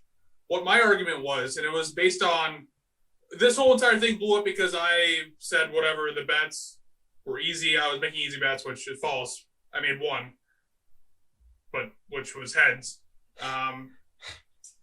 What I said was my point was the odds on FanDuel, right? So why are the odds minus 110 and minus 110 for either side if one side is easier? Evan, you can justify it however you want. One team is starting out with a 9.5 point lead. Odds does not determine anything other than the line. When the line fluctuates, the odds fluctuate. That's it. That's all the minus 110 means. That's it. Money line determines the favorite and the underdog. Line does not. Line does not determine favorite and underdog. Money line does. So, but I mean, there's got to be some, because you can't say a minus 110 bet is an underdog. You cannot say a minus 110 is an underdog, right? Right. Okay, so then if both lines are minus 110, there is no underdog. That's what I'm saying. There's not an easy bet. Evan, that means when you bet minus 9.5, it's even odds. It's even. It's even. Yes. It's even. And a team is getting spotted 9.5 even odds points. Are easy. You spot a team 9.5 points. No, even odds are not easy. They're the same Yes, as they the are. other odds. They're the same as the other odds. It's a 50-50 shot. No, it's not. It's not the same as the other odds. If it's plus, okay, but you guys are hard saying, bet. okay, Evan makes easy bet, right? Anytime it's a minus, it's an easy bet. Anytime it's a minus, it's an easy bet. Why is it an easy bet? You should win every time if it's an easy bet, right? An easier bet is when it's in the minus. Okay. That's an easier bet. Then okay, now let me ask you a question. If that was the case, then we've all made easy bets throughout the year. Let me ask you a question. Listen to him. Answer me when I'm talking to you. Is a bet that is plus 100 harder to get right than a bet that is minus 110? Which one's easier? Which one? You just said yes. Yeah. I mean, the plus 100 should be harder to win. Okay. Because it's the more odds. So yes. when you're betting a minus 110 bet, it's easier than plus 110. Yeah, plus 100. It's easier than that. Anytime you're in the minuses, it's an easier bet to win than when it's a pluses. Okay, but then I don't understand why I'm receiving shade because we've all bet in the minuses this year. No, yes! Find one. I mean, if you take the over-unders, they're all minus 110. No, they're not. They were not. Not all of them. Sorry, not all of them. But I guarantee you I find one that is minus 110 that you took. Or I'm in the minus. Right now, okay, who all in here? Hey, hypothetical bet. Wizards right now, plus 12 against the Clippers. Who we taking? The Wizards are an easier bet to win. I would agree. I'm not betting that bet. I'm not making that bet because I'm not going to make any money off of it. I'm telling you that they're an easier.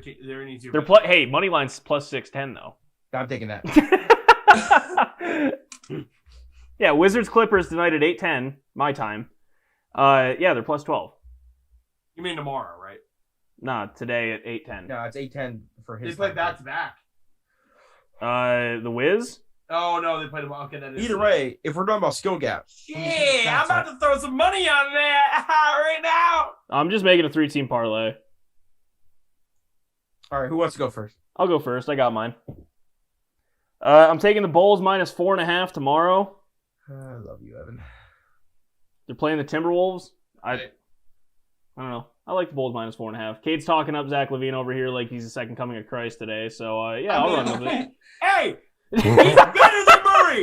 He's better than Murray. I'm not hearing that bullshit. I got Twitter trolls. Oh, dude, we have that thing's blowing up. The thing's blowing up, dude. Yeah, like I got like random ass people with burner accounts throwing tweets. No, this season, I'll give you LaVine right now. Over the last 3 years, I'm taking Murray. I'll still make that argument, but we'll let it go. All right. My other bet is Colin Morikawa top 10 this weekend. Ooh. Plus 320. Ooh. That's a good bet, Ty. I like it. Question. Difficult to win, not just an easy bet. I got the Finau top 5 plus 550, man. I'm on a golf heater. Let's go. Dude, it's going to be one of my bets. I had to Finau for that bet a couple weeks ago. Does that be the entire tournament or just the first round? round? I love it. Usually it's just the first round. But yeah, I'll run Bulls Okay. minus 4.5 It tells you- tomorrow, well, and then And run it Cal just this says weekend. tournament match betting. Then it's the whole tournament. That's the whole It's best tournament. finish. Yeah, it's the best finish. Okay. Wow. Finish is better. All right, I'll go. Let her I'm rip. ready when you are. Wow. This is. Where are you looking at? I'm looking on FanDuel. It just All says tournament match betting. I am going to double down, and I'm going to roll with the Golden State Warriors again tomorrow at +2. I was really looking at that one. They're playing the Knicks, right? They're playing the Pacers tomorrow. They played the Knicks today. Oh, are they? I think they're +2 to the Knicks then. Yeah, the Warriors are. No, that's the Pacers. You're right. Yep. Okay. And I am going to take the Chicago Bulls as well, -4.5. I like it. Wow. There's some interesting tournament props here. All right, I'll so go. Golden State +2 and Bulls minus 4.5. Got it. Now, listen, the Chicago Bulls have absolutely kicked me down the last couple weeks. So let's see if they can. I mean, turn hey, around. the one time we don't bet on the Bucks, they just blew out the Timberwolves. yeah, They're currently up 24. No, 20, 25. Wait, math. we love math. 25. All right. We love math. So my first bet is going to be on golf this week. WGC Workday Championship. We've got a tournament bet. FanDuel lists Bryson DeChambeau -164 versus Brooks Koepka for the entire tournament. And I'm taking Brooks Koepka +126. That's what I have. Okay, so real quick, That is insane to me. so we can clarify actual English here. You are taking Brooks Koepka to finish better than Bryson DeChambeau. Plus Yeah. For the 126. entire tournament. For the Yeah, entire the tournament. whole. If Bryson misses the cut again, Brooks obviously wins as long as he also makes the cut or finishes If they better. both miss a cut, then whoever Brooks shoots- finishes better. Yep. Yeah. Yep. Okay, so And Brooks then- Brooks greater than Bryson. Got it. +126. And I'm taking top European player Victor Hovland at +700. To win the whole thing? No, Just the to best finish as the top best European finishing player. European player. Oh, Yeah. okay, got it. You won't have to look that up, Ty. We'll find out when he bets the money at the end because that'll be a hard one to go match up and. Wait, is Evan gonna bet on just- these bets that he tells other people to take? I He's bet on the started to. I He's bet started on to. the Bryson one last week, $50. I put 10 on. Like I said, I put 10 last week, so I'll take my $55. So you took Hovland, top Euro. Got it. All right. All right, so just to make it easier for you, Ty, since you're writing it down, I also have Brooks Koepka +126 over DeChambeau for the entire tournament. Okay. That one's, I feel like Boys, we just came off of a 6-2 weekend, and now we're all like doubling up on bets. Well, this one's not double. Well, this- No one's yeah. doing. This next one, I'm doing Alabama men's basketball money line tomorrow against Arkansas. They are actually underdogs at the number 6th ranked team in the Wait, country Bama's underdogs? against Arkansas at 20. They are underdogs in the money line +100 right now. It's in Arkansas, but I'm taking Alabama at the number 6 team in the country +100 over Arkansas. Well, I watched Anyway. Bama play Oklahoma, and that game was absolutely insane. Mhm. All right, so I have Bulls -4.5, Morikawa top 10. Cal, you have Brooks finishing better than Bryson, and Bama money line. Cade's got Golden State +2, Bulls -4.5. Evan, Brooks, and Bryson, and then Hovland top Euro. You're money time. Big golf and basketball show. Bills, y'all. You're I can safely say, by the way, I will never make a single bet on baseball, so Yeah, me either. right. The over I am. Nah. I have some- I know some people that like crush baseball. And I'm Oh, yeah. like, Yeah. how? Dude, over unders. If you just follow the pitching matchups and stuff. I mean, I'm pretty money at over-unders on hockey, but that's It's very just because I similar. know the team. I just know the teams and what their scoring Yeah. tendencies are and who, like, Yeah. obviously, if their starter is in net, like Florida, I just always take the under because their two goalies are electric this year. Mm-hmm. But, yeah, I mean, I threw some money down on baseball last year. Cade won some good money on the Red Sox winning the World Series when they did. Yeah, dude. I put a $50 bet on them winning the World Series in 2018. How much did you win on that bet? It's actually 500. stupid. Wow. 500. Plus 1,000. I bet Crazy. Ty 100 IQ. That was the year that Stanton dude from Miami got traded to the Yankees. Okay. And we were all living in Florida, and they said like, I'm gonna go put money on the Red Sox to win. And the Red Sox traded for JD Martinez, and the rest is history. By the way, Tony Finau, if he was happen to break through in a weekend, he's plus 2,000 right now to win the whole thing outright. Mm-hmm. And that's a really bad odd. That's a Wow. really I might bad put some odd money not on to that. bet on. Yeah, but like, bro, you should. It's almost guaranteed to put him at runner up. Yeah. That's true. Hey, Matt Wolf Four plus consecutive 8,000. top 5 finishes. Yeah, I'd rather eat a tub of nails than bet Matt Wolf to win a tournament right now. Yeah. Not a good player currently. Yes, Kisner's plus 10,000. Bubba Hey. Watson plus 8. Shane Lowry. Where's it at? concession. That's what I thought. Hey, by the way, Yeah. Steph Curry has 36, 6, and 6 right now. Son of a Jesus. bitch. Hey, right now, before the boys, this is for you guys because the viewers aren't going to be able to bet this. Damian Lillard to score 40 points against the Nuggets is like, what is that? It is super boost plus 480. That's it? Yeah, 40 points is a lot, though. 40 points is a lot. I feel like that should be in the quad digits there, my friend. No. Well, it's Also, 1,000? Yeah, 40 Plus points. 1,000 It's- for 40 points? He Yes. averages 30. I was going to say he averages right $100 around on there. Big Prop. Jesus.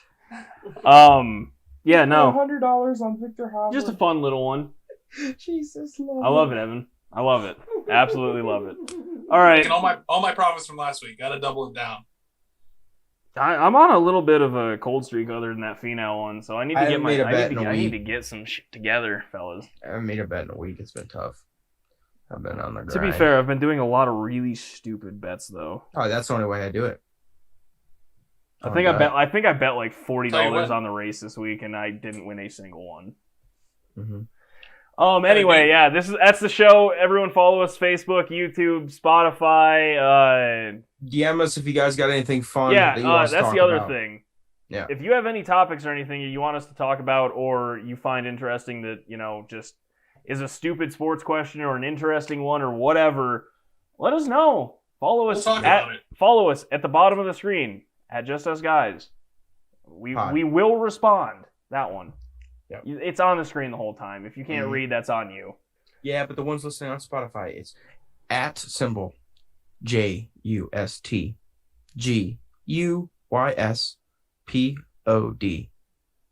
Just guys pod. Yeah, just guys now. Just JUST Us Guys Pod at twitter.com. USPOD. We're really good at this. Thanks for watching and listening, everybody. Bye. I love you. Evan needs shots to go. Shut up. Don't even No. start, guys.